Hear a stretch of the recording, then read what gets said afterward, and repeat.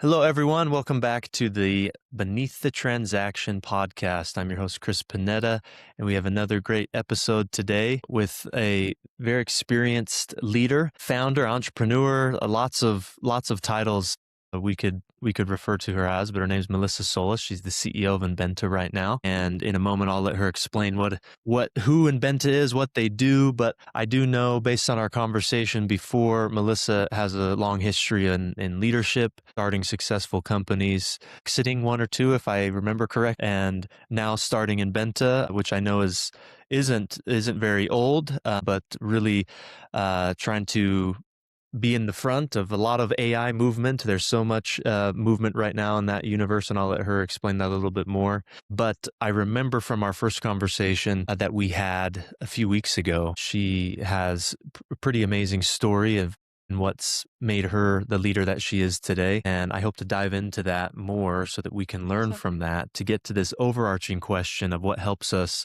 whether it's in life or leadership, live and lead beneath the transaction. So with that, Melissa, you want to share a little bit more about yourself for any listeners? Yeah, absolutely. So, born and raised in Kansas, moved to Texas to open a group service center for Unicare. I spent almost 16 years, 17 years in the insurance industry. I like to say I reinvent myself about every 15 years because I get bored. So I went from service center. One day, my brother and I were sitting around talking like, hey, we're making all these companies money. Let's go make our own money. And so we had founded a couple of companies, had some exits, but our claim to fame would be GIACT Systems. We founded in 2004 and $300. We did not raise any money, and 16 years later, we sold it for $610 million to London Wow. Stock Exchange. Huge success for us, and it was just such an amazing blessing. It was in the fraud and risk space. I retired, became my husband's full-time CEO, and he didn't need one. So I got up one morning, I was like, man, I'm bored. I had done all the shopping and lunches with friends and, went and seen the grandkids multiple times. I was like, okay, I got to do something different. And started looking at companies, spent about um, almost a year looking at probably 100 AI companies because I knew that's where the space was going. It has actually been around for now about 20 years. But when we bought it, it was approximately 16 years old. So much different. It's been a life lesson because it's very different when you create it from scratch. You make your own mistakes and you fix it. But when you buy a company that's already existing, and especially when it's global and has employees all over the world, it's a different ball game. I always try to find myself in places that forces me to learn. So this has been a great adventure. Yeah. Well, I mean, from $300, we'll say, in your pocket to exiting, selling for 610 million. That's pretty incredible story. There's probably a lot of learning wrapped up in that. And now, taking a company 20 years old and sort of would you say reinventing and kind of recalibrating and yeah. Okay. A lot wrapped up in that as well. So I am confident in our conversation, we're going to touch on a lot of key, we'll call them anchors or pillars in your leadership Absolutely. that have helped you along that journey. But I want to start with a question, and what's inspiring this question, even before just briefly talking before we started recording, was one of the stories you shared with me in our discovery call about your first open heart surgery and the moment that you had. And so I know that you're someone that comes to this with depth, and I would love to ask you this question of, and you can take it whatever direction you'd like, but what experiences have you gone through, we'll call them these key linchpin moments in your life that have contributed to the leadership that you deploy now? We'll start with that. So I think, there's been a lot of moments, but I think if we go back, probably the first defining moment, obviously I wasn't aware of it, but I was born with heart issues. I was born with an aneurysm, cortictation, which is basically it's like your aorta's twisted, as well as a heart murmur and a faulty aortic valve. So my whole life, I always struggled with oxygen. And I remember trying to run and play softball, which I did in high school and college. I probably shouldn't have, knowing what I know now, but I remember just could not breathe. And so, coaches would tell me I was lazy. And then being dyslexic. And at 5 years old, I remember going into school and a teacher telling my mom I was retarded. And I remember my mom, I didn't know what it really meant. Now you get in trouble for doing that. But back then you could say those things. And I remember my mom crying and praying on the way home, driving with me in the back seat. And I'm thinking, okay, I'm retarded. What does that mean? And because I couldn't read. And so my mom called her cousin, Lois Ann, and she came over, who was a principal, had been international. She'd started international schools.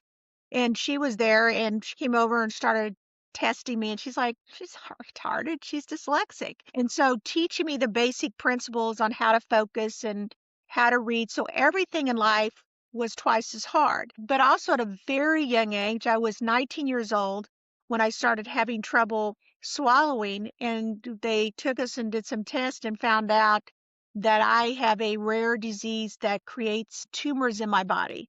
So I've had 4 surgeries on my throat. One of them left paralysis in the right side of my vocal cords. I've had many different surgeries to remove tumors in my body. And then at 50 years old, my valve started failing, and I had to have an open heart surgery. And not only did they do open heart surgery, but they also had to fix the aneurysm and replace part of my aorta. And, through all of this, I had a few options. One is I could become bitter and resentful because why was I going through all this? I've had more surgeries than most.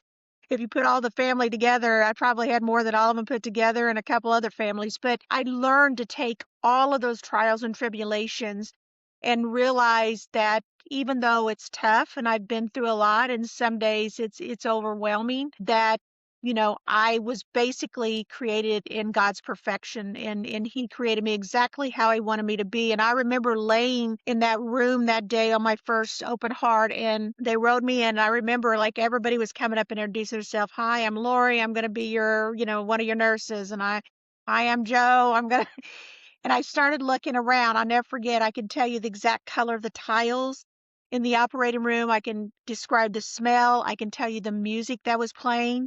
I can tell you everything, but there was these tables that were just stacked with these large black cloths over them. And I remember just toning everybody out. And at that moment, I realized something. All the money I had, because I was already a millionaire, all the love I had out in the waiting rooms from my family, my daughter, my brothers, my nieces, all those people, pastors, friends. I mean, there was a whole group of people there, my husband.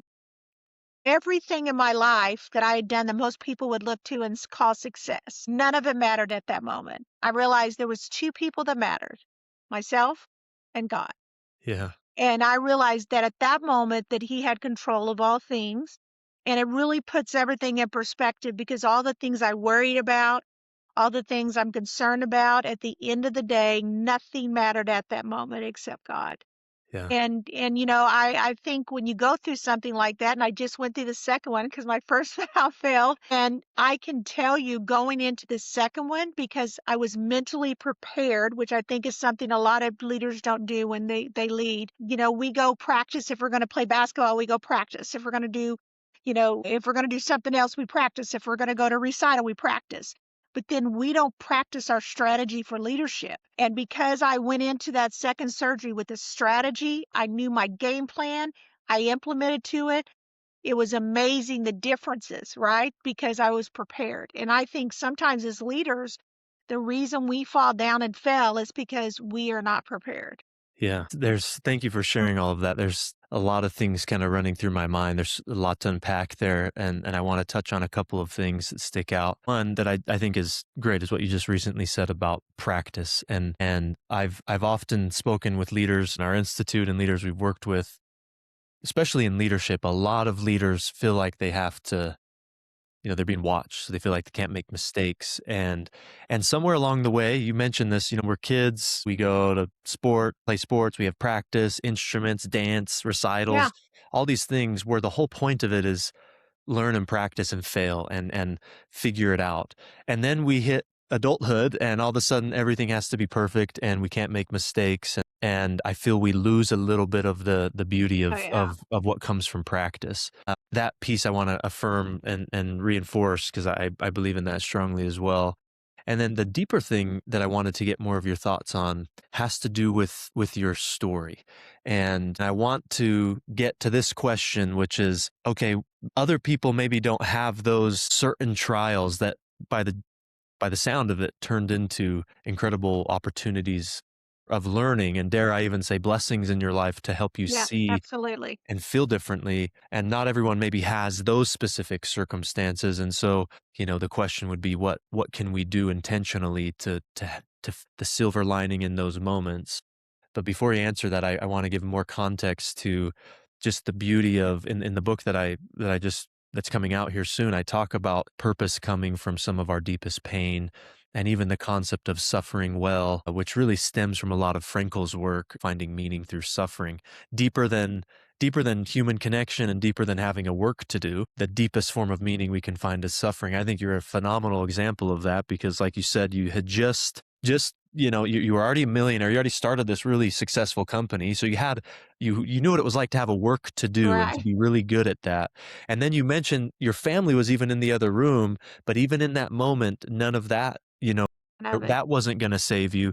It was obviously this relationship that you had with the divine, with God, but in the moment of your suffering. And the reason why I think suffering is a can be one of the greatest blessings and teachers is because when we choose to suffer well, we learn something that we just can't learn from anything else. Versus, and you said this, allowing that suffering to turn into bitterness and resentment, which we can often do and easily do. Absolutely. So how do we pull the meaning from those moments, and even if we don't have those really extreme examples, like you see, you taste and sense everything that was in the room, nothing mattered in that moment. How do we pull meaning from those moments and be intentional about it? Well, I think it's purpose driven, right? Why are you doing what you are doing? And I tell everyone, not everyone is supposed to be a leader.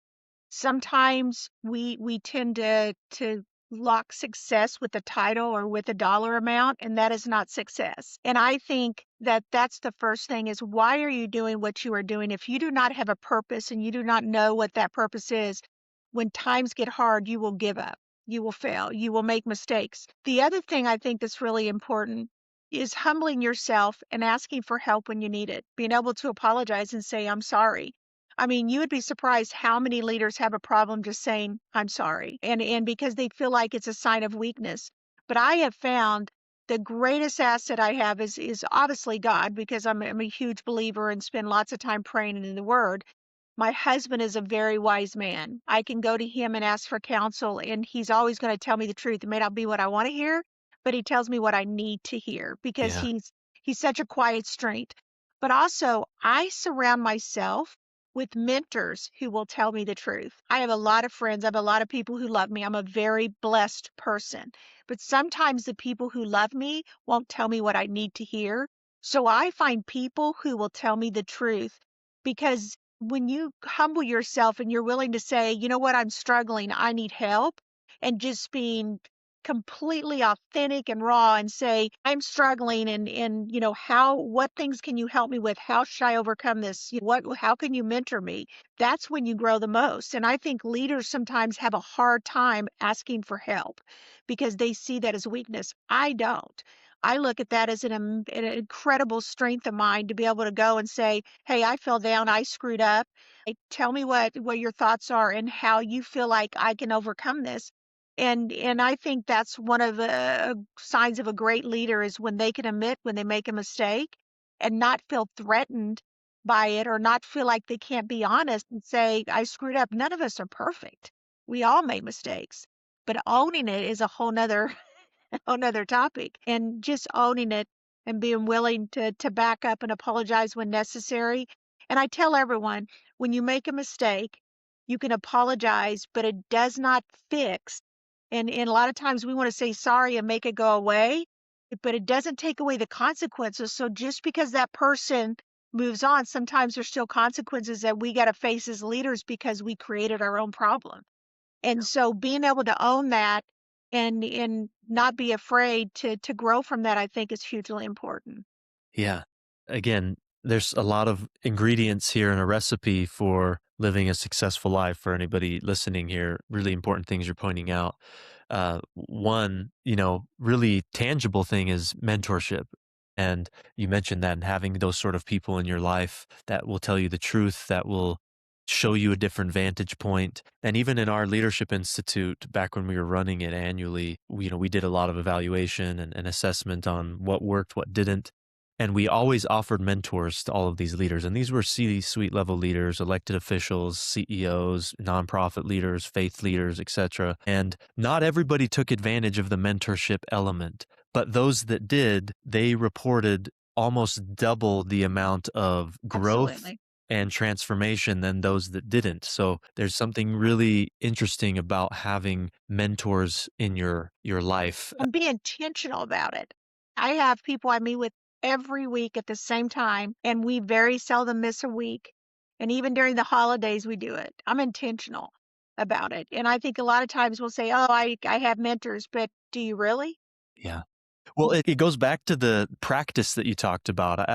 I would say, one of the conditions of transformation that we learned from our research was safe space to learn and practice. And Yes. that turned what that was for most people was what you just described, a space that was intentional and consistent with other people where they could they don't have to say things perfectly. No, They could seek feedback. It didn't have to be all eloquent and sexy. It was just, here's the raw truth, and then people providing insight. And that also helps with something that I talk about often as well, is leadership can be pretty lonely. But when you create those spaces in your life and have those people surrounding you, it starts to feel less lonely. absolutely. And then also, be willing to forgive. I think one of the greatest moments, my husband tells me all the time, like sometimes, Melissa, you forgive too easy. I'm like, do I? I don't think so, because I remember I went through a really bad divorce, and my ex-husband, the day my mother died, our divorce was finalized, and I remember him demanding that I go to the bank and get him cashier checks that day or he wasn't going to sign the divorce paper. And I remember my attorney was saying that, I won't say the word he called him, but he said a bad word and said, "What a jerk, like, he'll pay someday for this." And I remember telling him, "No, you know what? I forgive him because I just, when you don't forgive people and you hold grudges or you don't allow them to grow, a lot of times people make mistakes, and not being able to forgive people, it doesn't hurt them, it hurts you because it gives them power over yourself." And I remember forgiving him, and my husband's always saying, "How could you forgive him at that moment?" And I think I realized, just because of my learning disabilities and all the mistakes I've made in life getting where I'm at, I looked at people who exemplified forgiveness, and they gave such a great example to me. They gave me grace when I didn't deserve grace. And more importantly, I think the example is of God and just how he has given me grace and forgiven me for all my mistakes and my sins. And so I think that forgiveness is also such a great characteristic, because it's one thing to say you forgive someone, it's another thing to actually mean it. And so having that ability to forgive people even when they've wronged you doesn't mean you let them do it again, but you protect yourself. But when you can release it, it takes whatever stronghold they have over you and it removes it so that you can operate and not have that hanging over you, that unforgiveness, because it really does eat at you and destroy you. And I see so many leaders that are resentful about things that have happened in their career, and it's limiting their ability to lead because they can't forgive. Yeah, 100%. The past can be a teacher, and that's one of the lessons that it can teach us. I think there's so much to learn from what we've gone through in the past, and specifically around forgiveness and simply human connection. We cut off the potential of not only ourselves and our ability to connect to others and the potential of relationships by holding on and resenting. In the book, and something I talk about often, I've found myself even in lots of these episodes getting into this with other leaders is, and I think I mentioned to you, my ancestry on my dad's side comes from the Asia Pacific Islands, the Philippines, and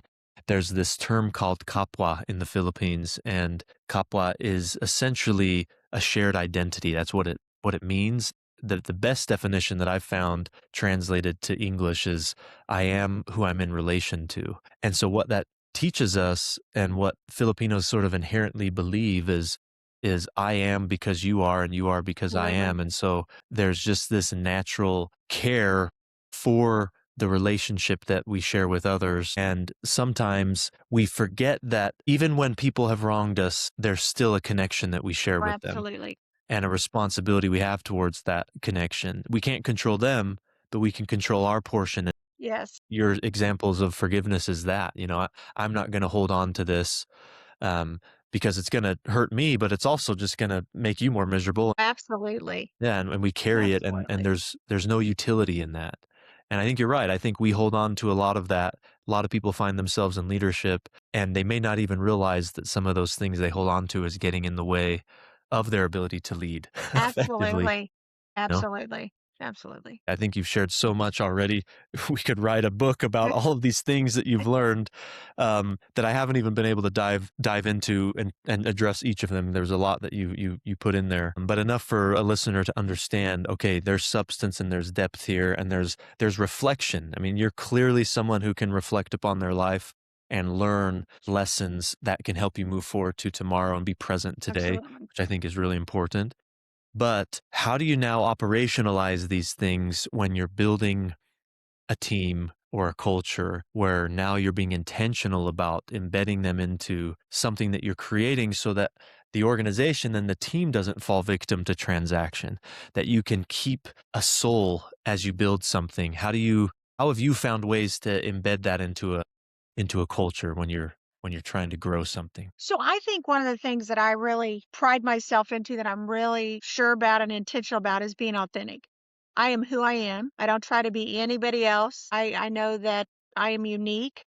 And as my husband says, I may not be everybody's flavor, but I'm created for a purpose. And so I understand that. And I don't try to be anyone else. I don't measure myself against anyone else because if I did, I always come up short, right? There's always something that I look at someone else, so I've learned is not to do that. I really encourage my team to be authentic. Like, who are they? I want to know who they are. I don't want to know the version they want to be. I want to know who they are. I think that is so important. The other thing that I really challenge people, and people say, "Why would you say that?"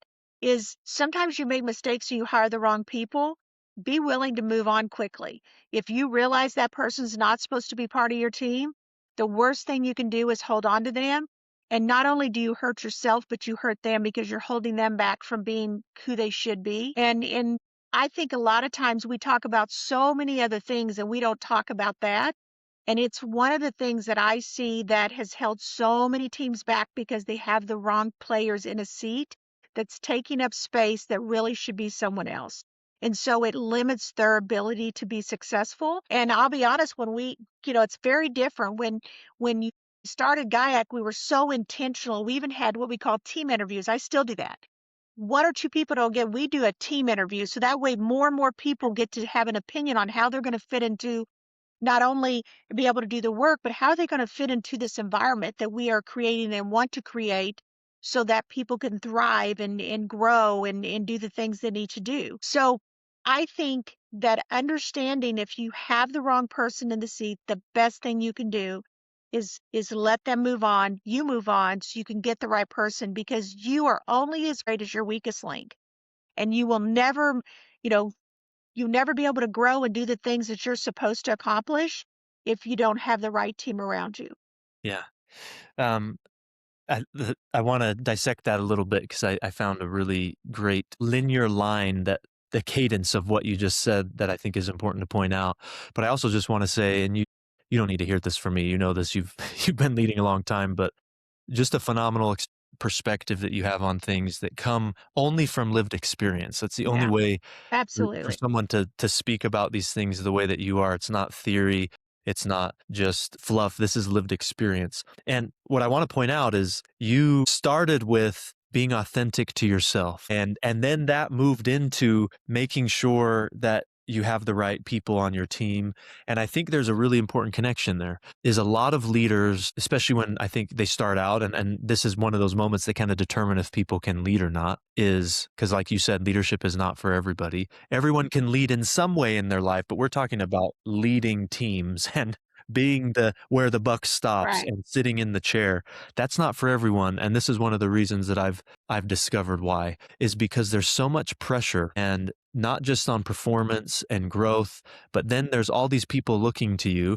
And you said this, you're not going to be everybody's favorite flavor, Absolutely. right? When you're in the seat, not everybody will like you, and that's okay. And you have to kind of live with that. Maybe you need respect from people, right? But for people to like you, that's not going to happen across the board. But if we dwell on that, and if we want to please everybody, and if we're worried about how everybody sees us, that consumes us. And then when that Oh, it consumes us, does. we're not going to make good decisions. We're not going to think clearly, and we're going to be operating, leading from a state of fear and self preservation rather than of faith and growth mindset and of other focus, like you said. And so we don't even see what you just said. We don't see that this person might be pulling the team down and this is happening here, and we don't even get to see those things. And if we do point out something like that, it's from a point of self-preservation where, well, this Absolutely. person doesn't like me, so I'm going to get rid of them, you know. Yeah. No, absolutely. Yeah, and so I think that's a really important sequence. We don't get to what you said there at the end until we first live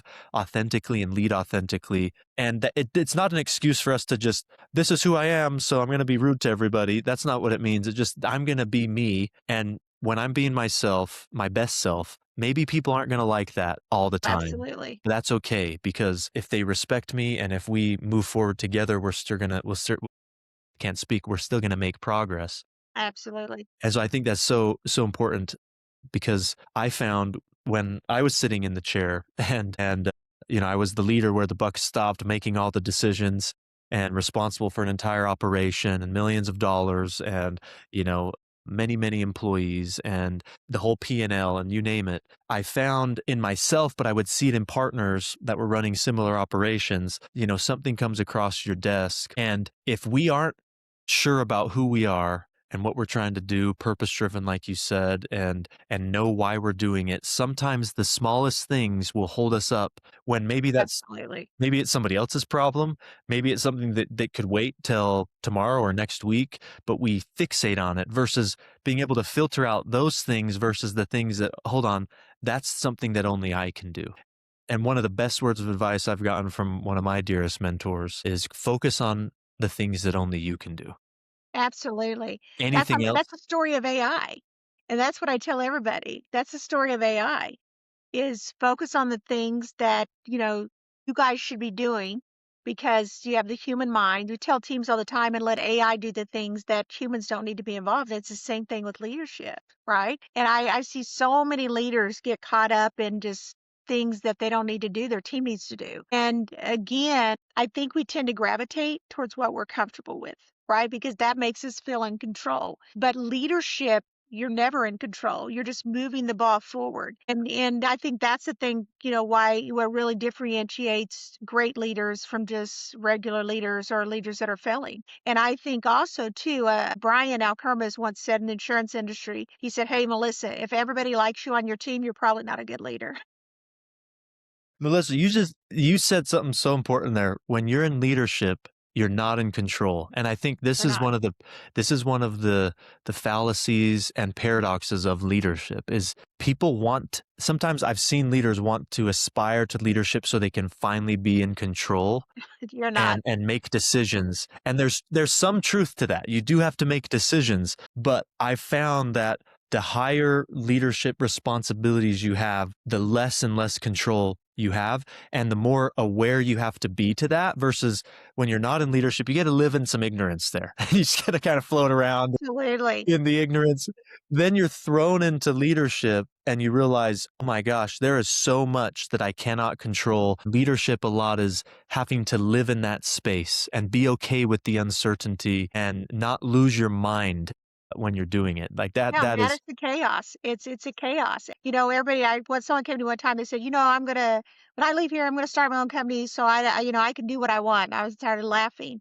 They said, "What's funny?" I said, "You will always have a boss, whether it's the bank because you have a line of credit, whether it's a board, whether it's an investor. I mean, let's just go on and on. The insurance company, if they raise rates, guess what? They're controlling you too, because either you drop your insurance or you get on board. You will always have someone that's over you that has authority over you. And I think that's where people, if you're going to leadership so that you can be in charge, don't do it because it's managing the chaos and making it look like it all makes sense. And then how do you go home and offset that? And that's why, again, having the right support unit, having the right mentors around you is critically important because you are still human. you still go through situations. I mean, I remember, my sister passed away and she had an addiction problem with alcohol and drugs and suffered for years. And I remember the day that she was actually in a facility. It was kind of like an outpatient where they worked with you in Ohio. And the gentleman that ran it called me, and I was in a meeting, a real important meeting. And he says, "Hey, I need to talk to you." I said, "Hey, I don't have time. I'm in a meeting." He says, "No, you need to take time. You need to step out." And I did. And I'll never forget, he said, "She's gone." And my first thought was she left the facility because she had done that before. And I was like, "Where did she go?" And he goes, "No, she's dead." And I remember at that moment, just, here I was in an office. I had a conference room full of people. And all I could think about was my little niece who was in junior high in seventh grade and my niece who was in her 20s. And I was like, how am I going to tell them? Even though they had dealt with her addiction, even though they had been through years of, seeing her in and out of facilities, she had been to jail in and out. It was a struggle, but just, how do you tell him that? And I remember, telling him, what happened. And he told me, and just the devastation. Not only did I lose my sister, but I now had to go tell these two precious young girls that their mom was gone. And I remember going to the school and picking up Eliana and just, on the way home, she said, "What's wrong? I know something's wrong because you never come and get me from school," because I was actually raising her. And I told her and her sister, and it was just devastating, just, the things that they went through and the things our family went through just from dealing with that. And I tell everyone, unless you've had someone with addiction, it's hard to even understand what you go through. But if you don't have purpose and you don't have vision and you don't know why you're in leadership, it's moments like that that you just walk away and give up, because it took everything I had to dig deep within myself and be able to lead during that time and do it in a way that was authentic so people could see that I was suffering because I'm human, for them to see what I was going through, but not so much that it overwhelmed them, right? But being able, and when people would come and talk to me and stuff, to keep it together but still drive the purpose forward, because I understood that what I'd been entrusted with was bigger than myself. And so I think, a lot of times as leaders, we like to act like it's, just us against the world. It's not. It's a team against the world. And so understanding that and leading your team, so in moments like that, they can pick up and lead for you, and being able to trust them to move the purpose in the task forward is critically important. And I had such a strong team. They just picked it up and carried the load, right? Yeah. And I think moments like that are just magical when you have the right leadership team that's part of the company, because they should be able to pick it up. But I think also being able to show that pain and be authentic during that time and let them see that you're human is also an important thing. Yeah. Thanks for sharing that. And I can imagine that being incredibly difficult to have that conversation with your nieces and just the time and again, balancing the load. You're leading and you're carrying, and that just adds another layer to what you said earlier, the chaos, that the uncontrollables that we have in our Absolutely. life are not just professionally, but personally they're exponential. And when you take on a mantle of leadership, you're just signing up for more of that. And that's why I think Absolutely.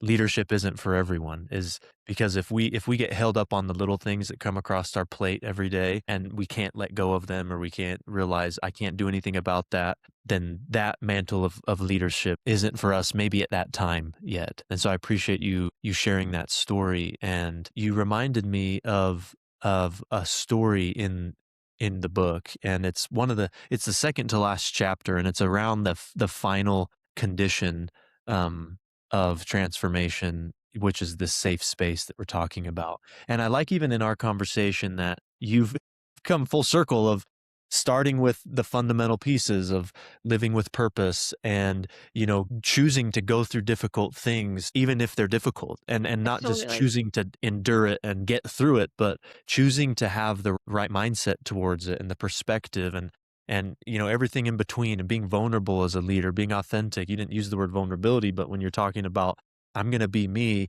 and if that Yeah. means that I'm going through challenges, or I'm this way or that way, that's that's incredibly powerful as well as a leader, is to be Absolutely. willing to be vulnerable. And I often think of kind of a Venn diagram, and oftentimes we withhold who we really are towards Absolutely. others, and those circles just kind of butt up against each other. But it's not till we're vulnerable that that sort of Venn diagram takes shape. And then there's this shared humanity, right? And we can miss out on that because while people maybe haven't experienced the same thing that you have, when we're willing to be vulnerable in the right moments, we share that humanity for a second, and that bonds people, it builds trust, it creates strong culture. And I think that's so critical in leadership. If you're okay with it, obviously I wasn't planning on this, but I want to just read the very beginning part of this chapter, Absolutely. which has this story with you. I feel like you will resonate with it. It's about my friend. His name's Colby Bauer, and Colby and I were teammates in college. He was one of the best soccer players I've ever played with. Oh, wow. And I still remember I was just sharing this story with somebody the other day, but we went to some combines together, and I still remember one of the combines we were at was kind of the moment he realized, and he had professional offers, so like Right. he was really good, but he realized that's not really my purpose. I'm going to Mm. pursue this idea that he had, and it was this idea of really simple elastic wallets. Wow. And so he did, and now it's this incredibly successful organization called Thread Wallets. Absolutely. I don't know if you've heard of Thread Yes, I Wallets, have. but, he started that, and I think their first year they made him and his wife started it, and they made, in from his wife's bedroom, childhood bedroom was their Yes. office. I think they made, like, total 130 something thousand dollars. In 8 years, I think they were over 20,000,000 in 8 years, if I'm not That's mistaken, awesome. and that's still running. They're still really successful. He's since started a foundation called Carry On, which he's really passionate about. It, extreme sports, I guess, like skateboarding, things like that. He really loves that. So it's not about the sports, but it brings kids, teaches Absolutely. them sports like skateboarding, but it's more focused on the mental side of it because of some Absolutely. challenges that he went through, largely around his mom and her addictions, his whole life. And so I just want to share the first part of this story with you. Awesome. And this is chapter 11. It's on safe space. The title of the chapter is called Create Space for Becoming. So I'll just read, I think it's just a couple pages. It kind of introduces Awesome. Colby and this idea. And I would love to get your thoughts on this because I'm sure you've had experiences like this. So becoming, it's a word we've touched on repeatedly throughout the book, and for good reason. Becoming is not achievement. It's not perfection. It's not a destination or a title. Becoming is a movement of a life toward its potential, sometimes slow, sometimes sudden, oftentimes painful, but always intentional. And you've used that word today a few times. Becoming is transformation in motion. It is the trajectory of identity reshaping itself through choice, discomfort, and possibility. This seventh condition, safe space, the capstone of the entire journey. It's where all previous conditions converge, where the next iteration of transformation prepares to unfold. In the research, this condition emerged under the theme of safe space to learn, practice, and fail. But that phrase is a little too long for everyday use, so instead we call it safe space, not the modern, trendy version of emotional bubble wrap or psychological insulation. This is not a space free of difficulty. In fact, true safe space is paradoxical. It contains danger, it requires risk, and it demands discomfort. It is the only soil where becoming can grow.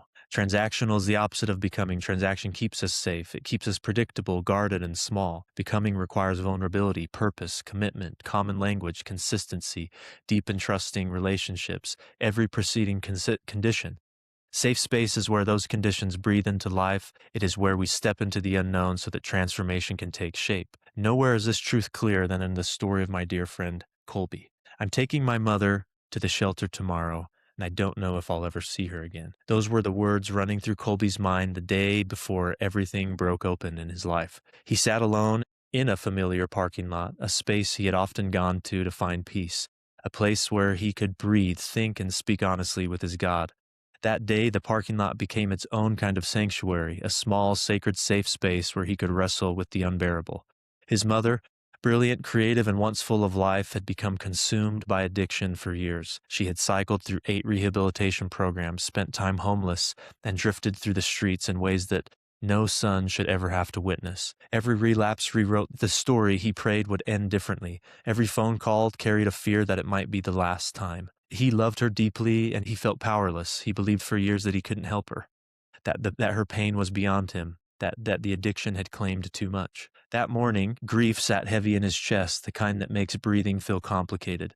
He bowed his head and he prayed, not the control not the controlled, composed kind, but the kind that sounds more like a plea and a desperate conversation. He asked God, show me what to do, show me what I cannot see. What he received wasn't an answer. Rather, it was a question, a whisper of truth that felt both familiar and terrifying. How can you use your talents and abilities to help her? What if you could create a space where she could become again? He resisted at first. Who am I to do that? What do I know about addiction? What can I offer that 8 rehabilitation centers could not? But the question wouldn't leave. It sat with him, pressed into him, and opened something in him. He began to think about the things that had once made his mother feel alive. Her creativity, her art, her love for story, painting, color, imagination, combined with his love for entrepreneurship and creation, possibility flickered. And that morning, instead of walking his mother back into a shelter, he walked her into his home. He wasn't rescuing her, he wasn't fixing her, he wasn't forcing her. He was creating a space where something could happen, something sacred, something human, something transformational. Because what we've learned again and again is this: transformation is caught, not taught. It's discovered, not delivered. It's uncovered, not imposed. At his kitchen table, they began writing a children's book, something she had always dreamed of doing but had never believed she could complete. And so they wrote, they painted, they crafted, they created. What Colby didn't realize at the time was that he was doing the deepest work a person can do for another. He created a space where she could rediscover her purpose, her identity, her dignity, her creativity, and her self-worth. He created a space where she could become again. With the person who once gave him birth and his initial breath of life, he was, in turn, helping her discover a rebirth of who she was by sharing the breath of life with her. A space where her pain was no longer what disqualified her, rather it informed her. A space where her failures were not evidence of worthlessness, but of her worthiness to the story that she was meant to tell. A space where her pamana, which is a Filipino term for legacy and lineage, her past could be redeemed as wisdom for the future. A space where presence could be breathed back into her, and a space where kapwa, the connection between them, mother and child, carried them forward.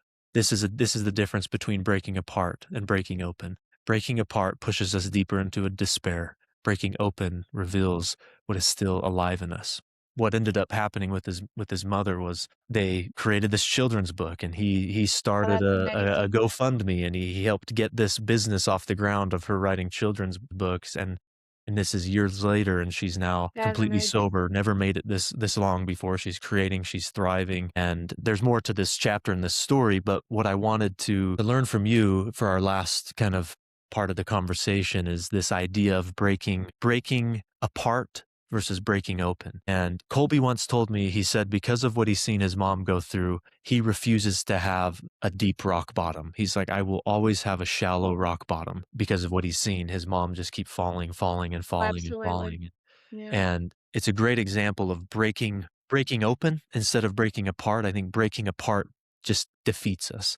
And all of the trials and some of the things that you've mentioned today that you've personally gone through in your story, whether it's personally or in business, they can so easily break us apart, and we fall apart and we hit this endless rock bottom, versus with the change of perspective, the right mentors, the right people in our life, and being intentional about those things, those moments can break us open. And that's where we get this authenticity and this vulnerability in the No, work. absolutely. Yeah, I think, my thoughts would be that as leaders, we have choices. And just like with addiction, I think, sometimes addiction is such a great example. I know some people say, what do you mean by that?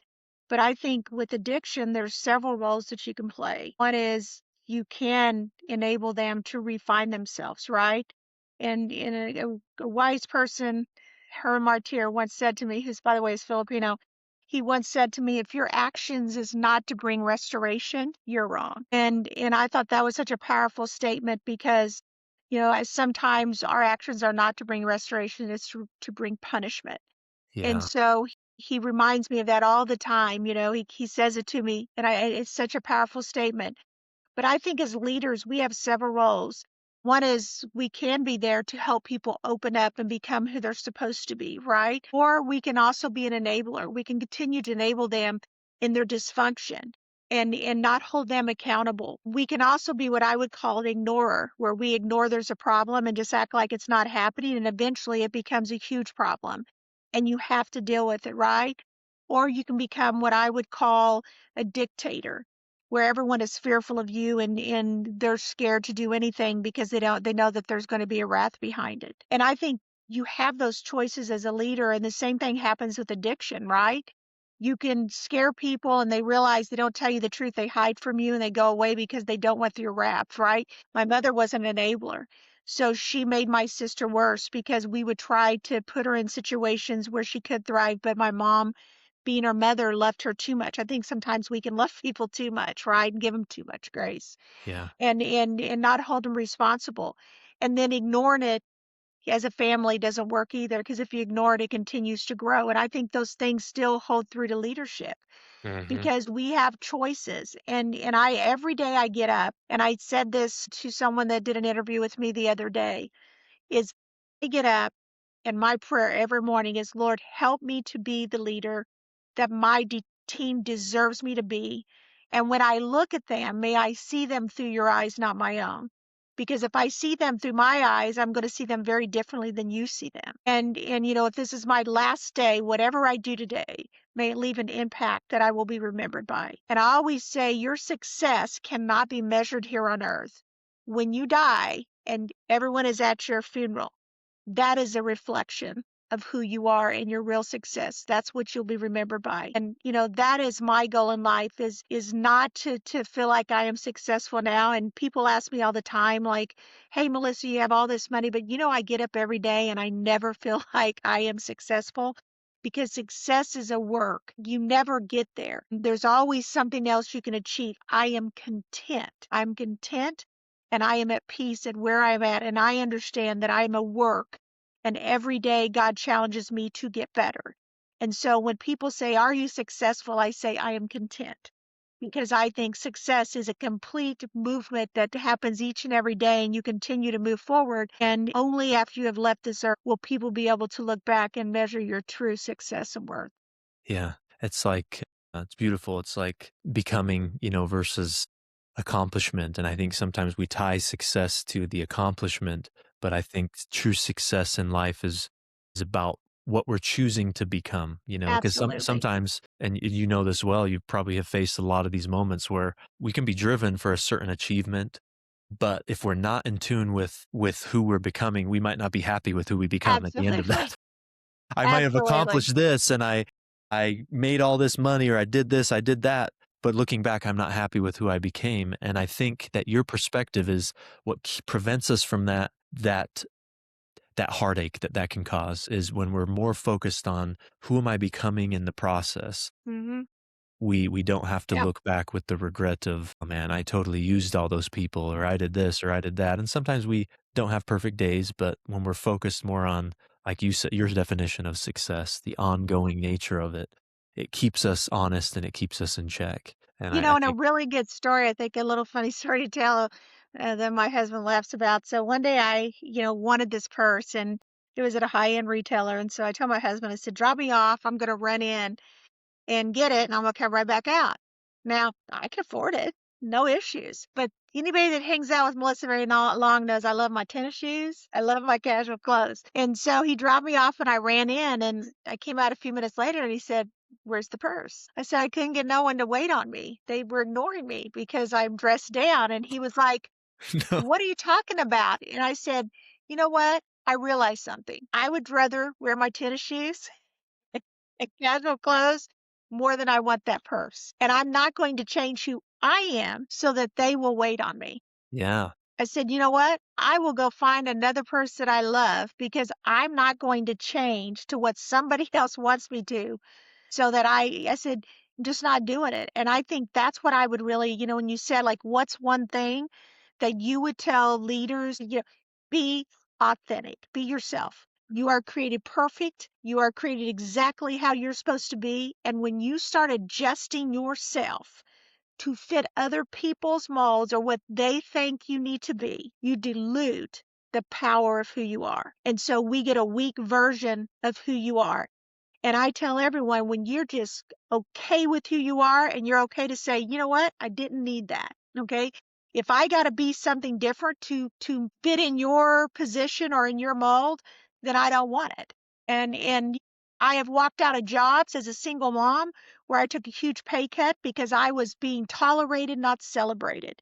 And if you're not offered a seat at the table and you deserve it, go build your own table because you cannot wait for other people to give you your moment. You have to seize it. And so do not dilute yourself. Do not fit in someone else's mold. Be who you are and be authentic. And when you do that, you're your best version, and that's when you will really be content and peaceful on who you are. Yeah. Well, thank you. That answers the last question that I had, and well said, and truly elements of a life of experience and wisdom that you only get by walking the path. You don't get it only by reading books and listening to videos or podcasts for that matter. You get that by walking the path and taking a step forward every day. So that is the process and the journey of transformation. It was never a destination. It's always been the journey itself. And Absolutely. you can't teach it. You can't force it. You have to catch it. And you're never going to catch it unless you put yourself out there. And this is a bad Absolutely. analogy, but even sickness, you don't get sick. You don't catch a cold unless you're out living. Now, Absolutely. that's a bad analogy because transformation I don't want to refer to as a cold, but the same principle of you have to catch it. You have to put yourself in the environment and environments where you can learn, you can grow, you can be uncomfortable. And, transformations was never a comfortable, simple journey anyways. It's one that takes effort and it's extremely Absolutely. uncomfortable sometimes. And you have to know thyself and be okay with thyself, like you said. So I think that's beautifully put. And there's so much that anyone listening today can pull from. I think this is amazing. There's nothing that you said that I disagree with or that is not found, even in this book coming out in one way, shape, or form, because you've gone through the journey of transformation. And this book is based on the research of talking to people about their journeys of transformation. And they might have used different words, but they shared the same sentiments that you have today. Well, Thank you thank you so for much having for me. yeah, thanks so much for joining the show, and thank you everybody else for joining, and until next time, take care.